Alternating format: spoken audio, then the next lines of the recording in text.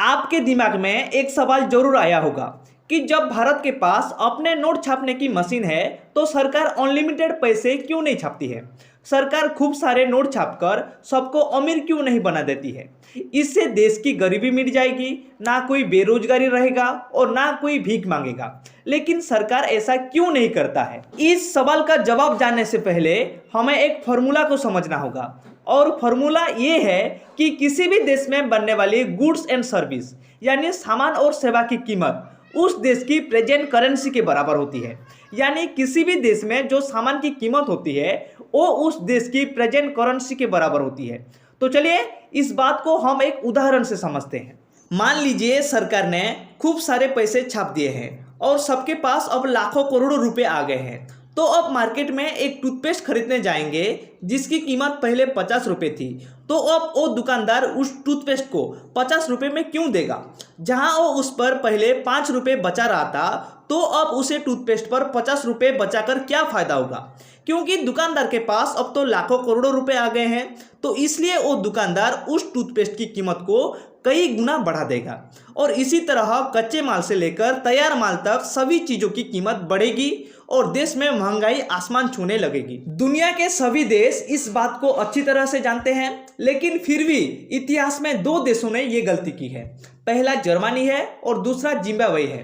पहले विश्व युद्ध के बाद जर्मनी की अर्थव्यवस्था नीचे आ गई थी। युद्ध की जरूरतों को पूरा करने के लिए जर्मनी ने कई देशों से कर्ज लिया था, लेकिन युद्ध में मिली हार से वो कर्ज चुकाने में असफल हो गया। इसके बाद जर्मनी ने सोचा कि हम खूब सारा पैसा छापकर अपना कर्ज उतार देंगे। फिर जर्मनी ने यही किया, उसने खूब सारा पैसा छाप दिया, जिसका नतीजा ये हुआ कि वहाँ की करेंसी की कोई वैल्यू नहीं रही और वहाँ की महंगाई आसमान छू गई। कुछ सालों पहले जिम्बाब्वे ने भी ये गलती की थी। जिम्बाब्वे ने बहुत सारे नोट छाप दिए थे, जिसका नतीजा ये हुआ कि वहाँ की करेंसी की कीमत कम हो गई और वहाँ के सामान की कीमत काफ़ी हद तक बढ़ गई। इससे वहाँ के लोगों को ब्रेड और अंडे जैसे चीज़ें खरीदने के लिए भी बैग भर के नोट देने पड़ते थे। अब आप समझ गए होंगे कि जितने ज़्यादा नोट छापेंगे उतने ही ज़्यादा महंगाई बढ़ेगी। ऐसा करने पर उस देश का आसमान छूता स्टॉक मार्केट भी जमीन पर आकर गिरेगा। करेंसी जिसे हम यूज करते हैं उसकी कोई वैल्यू नहीं होती है, बल्कि उसके एक्सचेंज की वैल्यू होती है।